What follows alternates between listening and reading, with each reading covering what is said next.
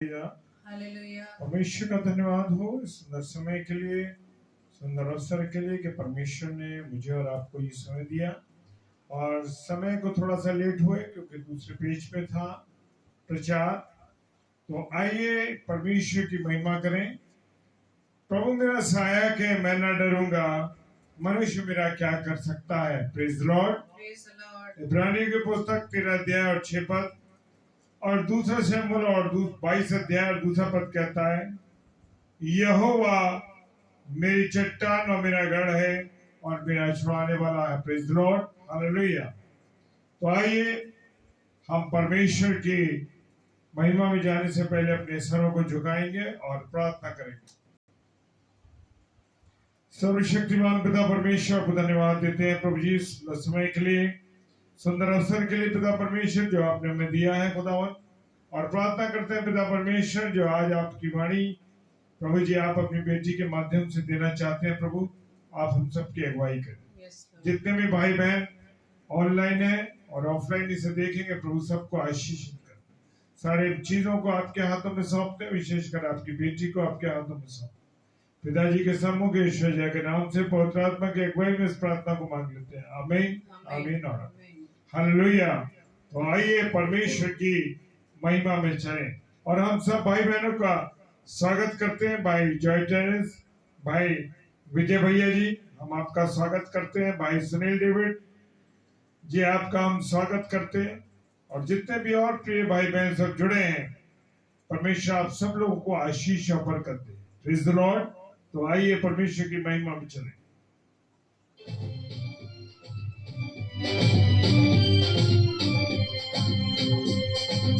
महिमा से तू जो भरा हुआ, ज्योति में सदा रहने वाला, मनुष्यों में तूने जन्म लिया, प्यारे यीशु जग में तू आएगा, आएगा यीशु आएगा, इसी यीशु जग में तू आएगा, मनुष्यों में तूने जन्म लिया, इसी यीशु जग में तू आएगा, भूमि आकाश में समा न सका, मंदिरों में तू रह न सका, नम्र होके चरण में पैदा हुआ, मनु में हमारे घर तू बना, घर तू बना यीशु घर तू बना,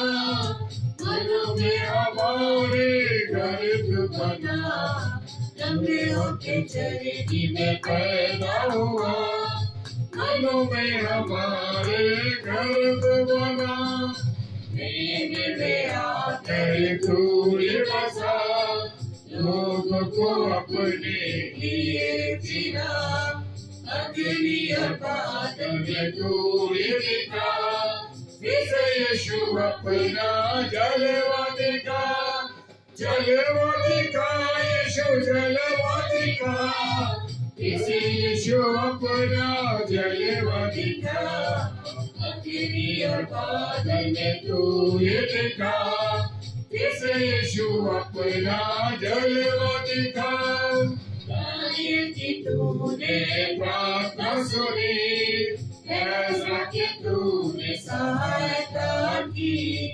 बाबुल में तूने बेदार भेजे, अपने लोगों को फिर से दे आए, यीशु दे आए, अपने लोगों को फिर से दे आए, बाबुल में तूने बेदार भेजे, अपने लोगों को फिर से दे आए, तू ही हमारा राजा है, तू ही मुक्ति दाता है, फिर से आने वाला है, प्यारे प्रभु यीशु तू जल्दी आ, जल्दी आ यीशु जल्दी आ, प्यारे प्रभु यीशु तू जल्दी आ, फिर से आने वाला है, प्यारे प्रभु यीशु तू जल्दी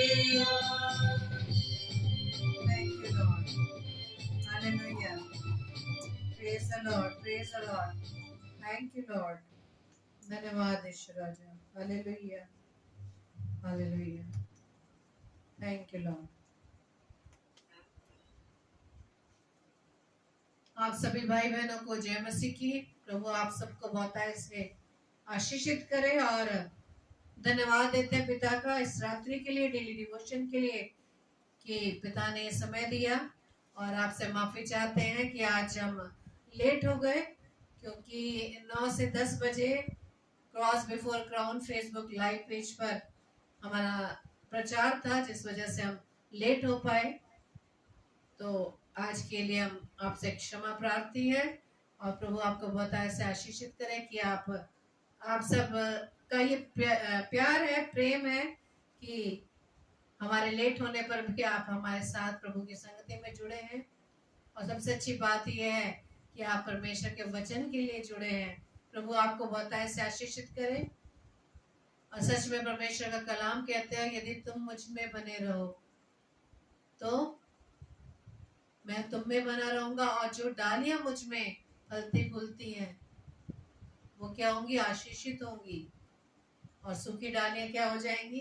काट डाली जाएंगी और आग में झोंक डाली जाएंगी।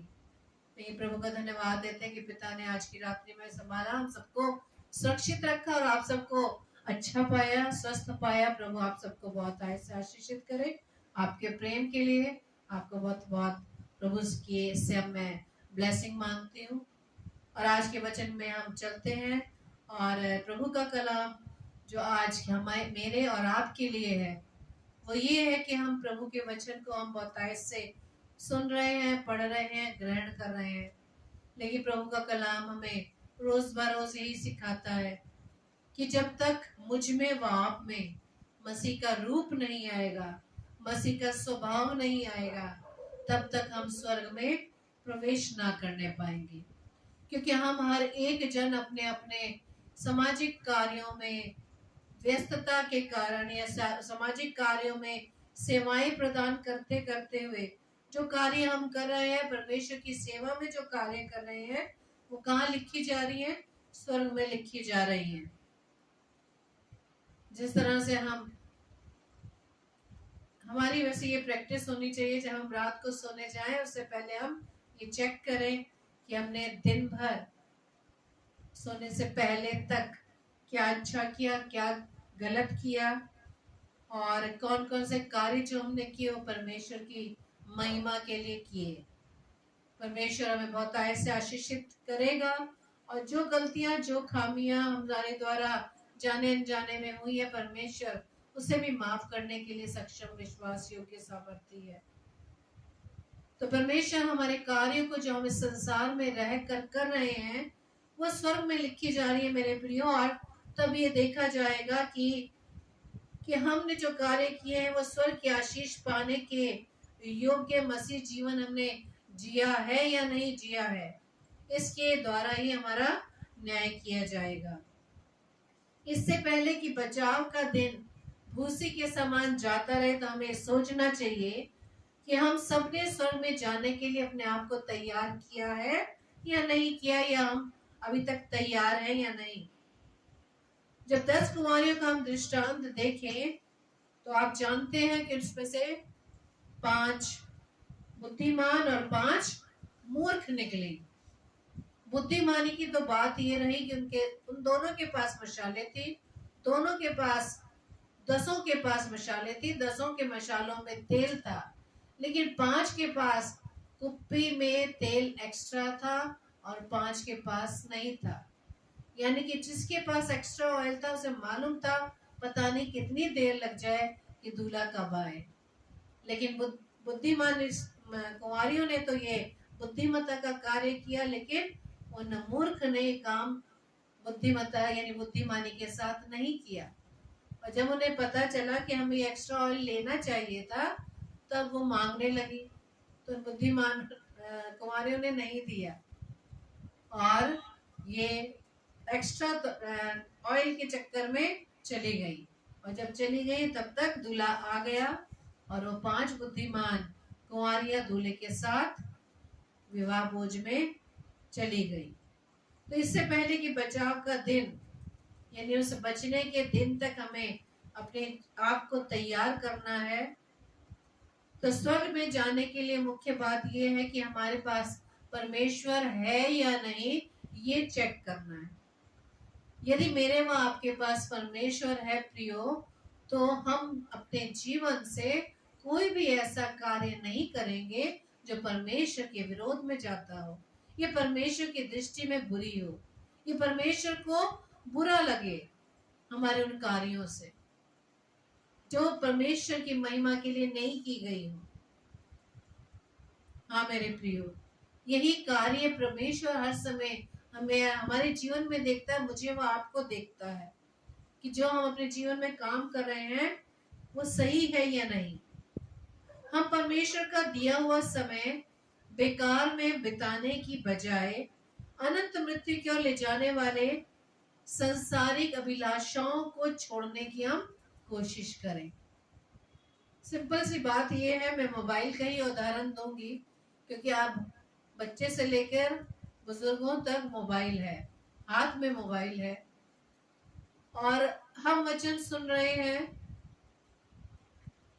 मान लीजिए अभी आप संदेश सुन रहे हैं और संदेश सुनते सुनते दुष्ट ने तो हर तरह अपना जाल बिछा रखा है और क्या हो जाता है कि हम जैसे ही अपने इस संदेश को सुनने के लिए लिंक पर क्लिक करते हैं तो कई और भी इतने ऐसे लिंक खुल जाते हैं जो दुष्ट अपनी दुष्टता हमें हमारे जीवन में वो लाना चाहता है। बस बुद्धिमता का काम वही होगा मेरे प्रियो कि हम बुद्धिमता के साथ जो कार्य हम परमेश्वर के लिए करने जा रहे हैं उसी को हमें क्लिक करना है। जीवन में भी बहुत से ऐसे कार्य आते हैं मेरे प्रियो, हमें उसमें से चुनाव करना होता है कि हम कौन से कार्य को क्लिक करें, कौन सा कार्य हम करें। हम अपने अपने जगह अपने अपने समाज में रह के बहुत से सेवा कार्य प्रभु ने मुझे व आपको दिए हैं। सब हम नौकरी करते हैं, कोई भी कार्य हम करते हैं उस कार्य क्षेत्र में हमें बहुत सी संगतियां ऐसी मिलती हैं, लेकिन चुनाव प्रभु ने मेरे व आप पर छोड़ा हुआ है कि हम किस चीज को चुनते हैं, हम कैसी संगति को चुनते हैं। अगर ऐसी संगति को हम चुनते हैं जो ठट्ठे में उड़ाने वाली हो, दुष्टता भरी हो, तो इसका मतलब हमें वही संगति पसंद है। लेकिन यदि हम ये जानते हैं कि ऐसी संगति हमारे जीवन के लिए सही नहीं है तो हम उस संगति में जाएंगे ही नहीं, हम उनसे अलग हो जाएंगे। तो यही परमेश्वर हमारे कार्यों को देखता है कि हम कौन से कार्य को पसंद कर रहे हैं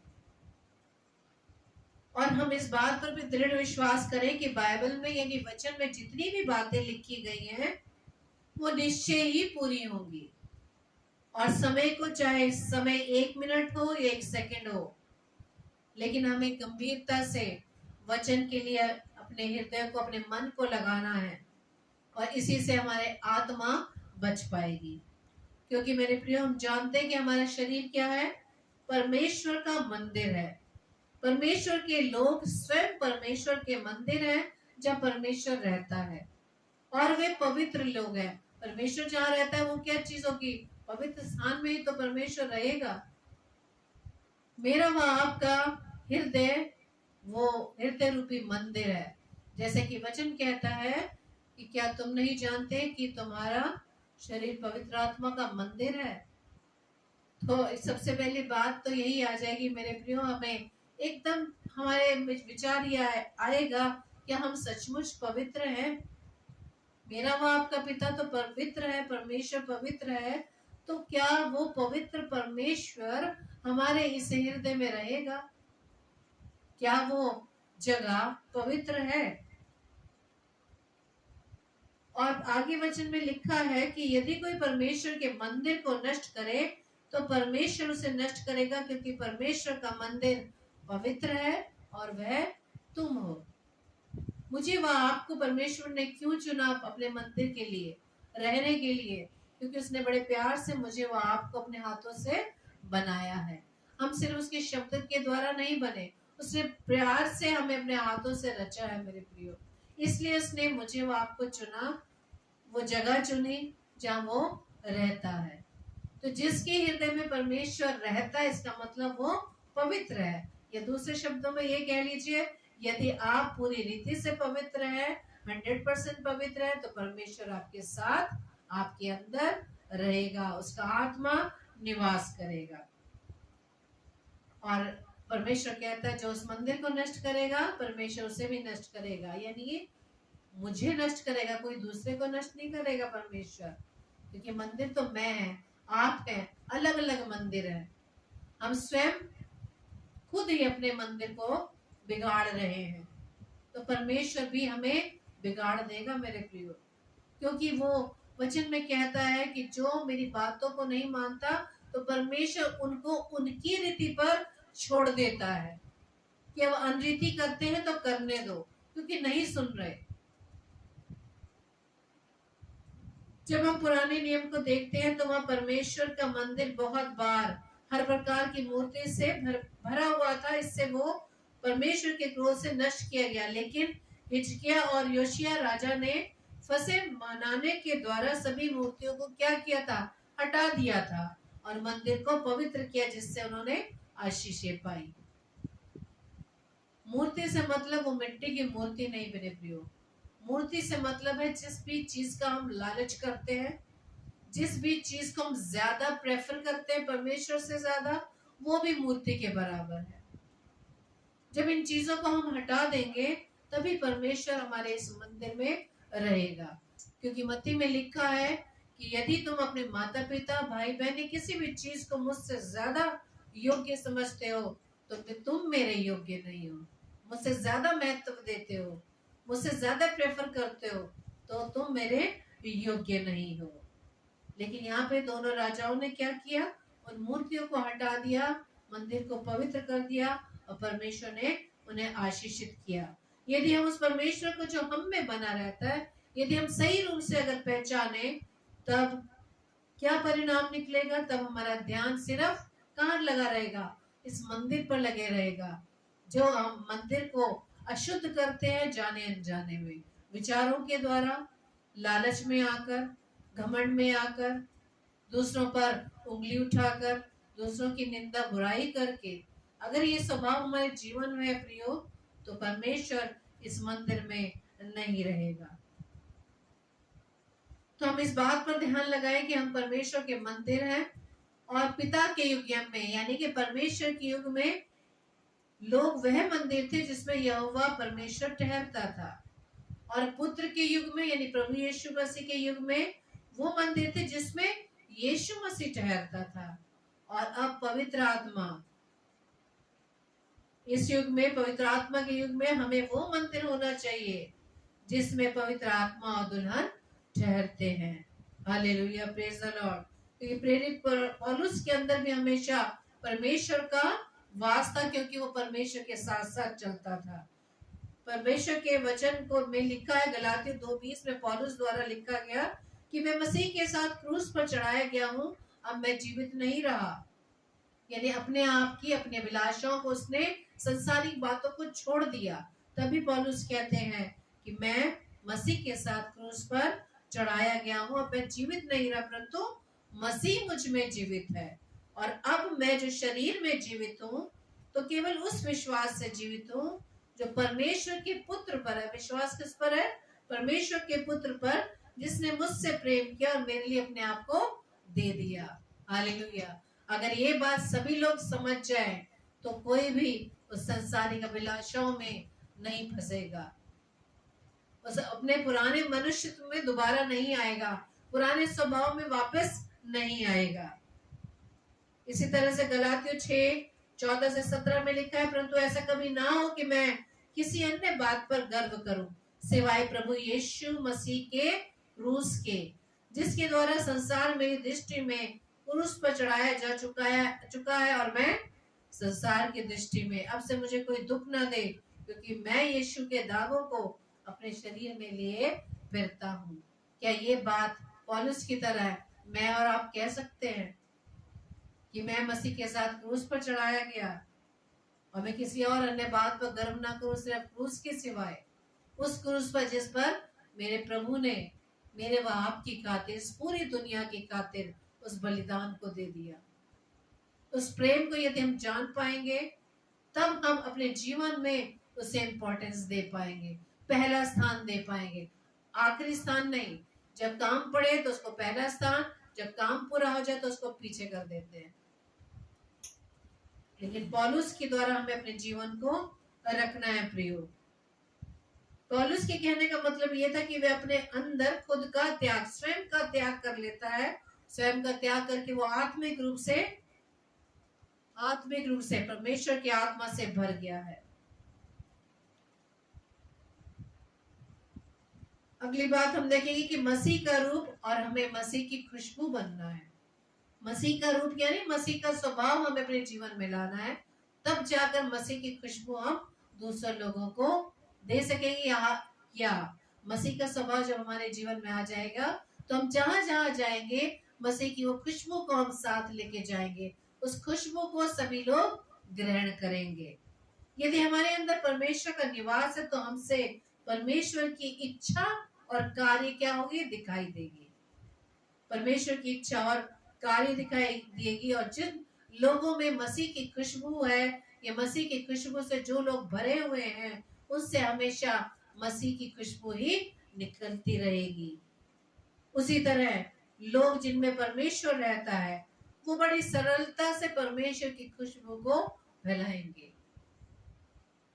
आप कई बार इस बात को देखते भी होंगे, जिनमें प्रभु सच में निवास करता है, परमेश्वर की खुशबू उनके जीवन में होती है, तो जहां जहां जाएंगे कोई भी बात होगी वो परमेश्वर की खुशबू को फैलाने का कार्य करेंगे। वो सिर्फ अपने आप को नहीं दिखाएंगे, क्योंकि पौलुस की तरह क्या किया उन्होंने, क्रूस पर मसीह के साथ वो मर गया। अब जीवन में केवल मसीह दिखाई देता, मसीह जीवित है। हालेलुया। जब हमारे अंदर परमेश्वर या प्रभु यीशु मसीह निवास करे तब हम ईश्वरीय स्वभाव में बन पाएंगे। दूसरा पत्रस पहला अध्याय 4 पद में लिखा है, जिनके द्वारा उसने हमें बहुमूल्य और बहुत ही बड़ी प्रतिज्ञाएं दी है, ताकि इनके द्वारा तुम उस सड़ाहट से छूटकर जो संसार में बुरी अभिलाषाओं से होती है, ईश्वरीय स्वभाव के संभागी हो जाओ। हालेलुया। तो बड़ी सड़ाहट क्या है, संसार की अभिलाषाएं, उससे छूटकर हम किस में आ जाते हैं, ईश्वरीय स्वभाव में। Praise the Lord. और प्रेरित पौलुस हमेशा इस बात के लिए प्रयासरत रहते थे कि उनके अंदर हमेशा प्रभु यीशु मसीह जीवित रहे। लेकिन हमारे अंदर कौन हमेशा जीवित रहता है, हमारा परिवार, हमारे कार्य, हमारी जो नौकरियां हम जहाँ जहाँ करते हैं, वो चीजें हमारे अंदर ज्यादा समाहित रहती हैं। लेकिन पौलुस कहते हैं कि मुझ में सिर्फ कौन जीवित है, प्रभु यीशु मसीह जीवित है। क्योंकि गलातियों में 4:19 में लिखा है कि हे मेरे बच्चों, जब तक तुम में मसीह का रूप ना बन जाए, मैं तुम्हारे लिए प्रसव की सी पीड़ा में हूँ। पौलुस कितनी बड़ी बात कह रहे हैं कि वो चाहते हैं कि मैं और आप भी मसीह का रूप बन जाएं, मसीह के स्वभाव में आ जाएं, मसीह की खुशबू अपने जीवन में ले आए। तो पौलुस कहते हैं जब तक ये चीजें तुम में नहीं आ जाती तो मैं प्रसव की सी पीड़ा में हूँ। मतलब उनको वो प्रसव की पीड़ा, जो माँ बच्चे को जन्मने के समय जो पीड़ा महसूस करती है, उस पीड़ा को वो महसूस करते हैं कि उस पीड़ा में हूँ जब तक तुम इस स्वभाव में नहीं आ जाते। क्योंकि जो पौलुस के समय में कलीसिया थी, तो वो परमेश्वर का स्वभाव में आने में बहुत सी सारी कठिनाइयों का उन्होंने सामना करना पड़ा। और कभी कभी वो अपने ही स्वभाव के कारण अपने विश्वास में भटक जाते थे, जैसे हम भी भटक जाते हैं। जब हमारा कार्य, हमारी इच्छा पूरी नहीं होती, हमारे कहे अनुसार जो हम विचार करते हैं वो पूरा नहीं होता, तो हम विश्वास में कमजोर होने लग जाते हैं। तो इस प्रकार के लोग क्या कहलाते हैं, जो पौलुस के साथ एक चेला था देमास, वो संसारिक प्रलोभनों के कारण परमेश्वर की सेवा को छोड़कर उस संसार में वापस चला गया। और इससे पौलुस को बहुत दुख हुआ और तब उन्होंने ये बात कही कि हे मेरे बच्चों, जब तक तुम में मसीह का रूप ना बन जाए, मैं तुम्हारे लिए प्रसव की सी पीड़ा में हूं। इसी तरह से यूहन्ना रचित सुसमाचार 15:1-8 में लिखा है, यदि हम में परमेश्वर का रूप न बनेगा तब हम ईश्वरीय स्वभाव में भाग नहीं ले सकेंगे। जैसा कि परमेश्वर ने कहा है कि जो मुझ में बना रहता है और मैं उसमें, और वह बहुत फल फलता है। जब परमेश्वर हम एक बने तब हम पवित्र आत्मा का फल पैदा कर सकेंगे। Hallelujah, praise the Lord. तो परमेश्वर मुझ में व आप में फल देखना चाहता है। वो चाहता है कि जब हम उसके स्वभाव में आ जाएं, ईश्वरीय स्वभाव में आ जाएं, तब क्या होगा कि हम उसमें बने रहेंगे और वो हम में बना रहेगा और बहुत सा फल हम लाएंगे। जब ये फल कौन सा है? प्रेम का फल। जब ये प्रेम हमारे बीच में आ जाएगा, हमारे जीवन में आ जाएगा, तो हम दूसरों की भलाई के लिए कार्य करेंगे। उन्हें भी हम परमेश्वर के प्रेम के बारे में बताएंगे, उन्हें भी हम परमेश्वर के प्रेम में खींच के लाएंगे। वो प्रेम की खुशबू उन तक हम महकाएंगे। इसी कारण परमेश्वर ने पौलुस के द्वारा इस प्रकार कहा, यदि हम बदल न जाएं तो स्वर्ग नहीं जा सकते। दूसरा पत्रस 1:4 में लिखा है, जिनके द्वारा उसने हमें बहुमूल्य और बहुत बहुत बड़ी प्रतिज्ञाएं दी हैं। इसलिए परमेश्वर चाहता है हम संसार की बुरी अभिलाषाओं से हटकर ईश्वरीय स्वभाव में आ जाएं। Praise the Lord, hallelujah. मैं अपने व आपके लिए आखिर में समय को देखते हुए कुछ पदों को रखूंगी। गलातियों 5:16-26। परंतु मैं कहता हूं कि पवित्र आत्मा के अनुसार चलो। इन पदों को जब आप सुन रहे हैं तो बड़े आसानी से इन पदों के अर्थ को आप समझ लेंगे। पवित्र आत्मा मेरी व आपकी सहायता करे। परंतु मैं कहता हूं कि पवित्र आत्मा के अनुसार चलो, क्योंकि शरीर तो पवित्र आत्मा के विरोध में और पवित्र आत्मा शरीर के विरोध में लालसा करता है। अब शरीर के काम स्पष्ट हैं, अर्थात व्यभिचार, अशुद्धता, कामुकता, मूर्ति पूजा, जादू टोना, बैर, झगड़ा, ईर्ष्या, क्रोध, मतभेद, फूट, दलबंदी, द्वेष, मतवालापन, रंगरेलियां तथा इस प्रकार के अन्य काम हैं। ये हैं शरीर के काम, और ऐसे ऐसे काम करने वाले तो परमेश्वर के राज्य के उत्तराधिकारी ना होंगे। अब है पवित्र आत्मा का। परंतु पवित्र आत्मा का फल प्रेम। अब प्रेम के आगे क्या क्वालिटीज हैं? आनंद, शांति, धीरज, दयालुता, भलाई, विश्वस्तता, नम्रता व संयम है। ऐसे ऐसे कामों के विरुद्ध कोई व्यवस्था नहीं है। और जो मसीह यीशु के हैं, उन्होंने अपने शरीर को दुर्वासनाओं तथा लालसाओं समेत क्रूस पर चढ़ा दिया है। यदि हम पवित्र आत्मा के द्वारा जीवित है तो पवित्र आत्मा के अनुसार चले भी। हम अहंकारी ना बने, एक दूसरे को ना छोड़े और ना ही डाह रखें। Praise the Lord.